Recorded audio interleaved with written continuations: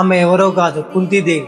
కర్ణుడు ఆ సభలో ప్రవేశించిన క్షణమే అతని సహజ కవచ కుండలను చూసి కుంతీదేవి అతడే సూర్యభావం నుంచి తనకు కలిగిన మొదటి పుత్రులను గుర్తుపట్టింది. కానీ తన జీవితంలో ఎప్పుడూ చూడకూడదని, జరగకూడదని అనుకుందో అదే జరిగింది. ఆ రోజు ఆమె మనసులో మెదిలిన భావ పరంపరలు ఇంతవరకు ఏ స్త్రీకి కలిగి ఉండదేమో. పుట్టగానే దేవుడి మీద భారం వేసి పసిబిడ్డను బుట్టలో పెట్టి నదిలో వదిలేసిన విషయం గుర్తుకు వచ్చి తన నిస్సాయత, తన కొడుకు పెరిగి పెద్దవాడై కళ్ళ ముందు ఎదురుగా నిల్చున్న ఆనందం, పరశురాముడు అంతటి వాని దగ్గర విద్య నేర్చుకుని వీరుడయ్యాడని గర్వం, ఎన్నో ఏళ్ల తరచుగా కనబడ్డ కొడుకుని వెళ్లి కౌగిలించుకోలేని బాధ, అందరి ముందు అవమాన పాలవుతున్న వీరుడు నా కొడుకుని నోరు విప్పి చెప్పుకోలేనందుకు బాధ, అన్నదమ్ముల్లాగా ప్రేమ అనురాగాలతో బ్రతకాల్సిన కర్ణుడు అర్జునుడు శత్రువుల్లాగా మారిపోయారనే ఆవేదన, శత్రువైన దుర్యోధనుడు కర్ణునికి రాజ్యాన్ని ఇచ్చి రాజును చేసినందుకు సంతోషం. ఇలా ఒక్కసారిగా ఎన్నో భావాలు కుంతిదేవిలో మొదలయ్యాయి. ఇలా మళ్లీ దేవుని పైనే భారం వేసి దూరం నుంచే కర్ణుని ఆశీర్వదించి పరిపెట్టుకుంది.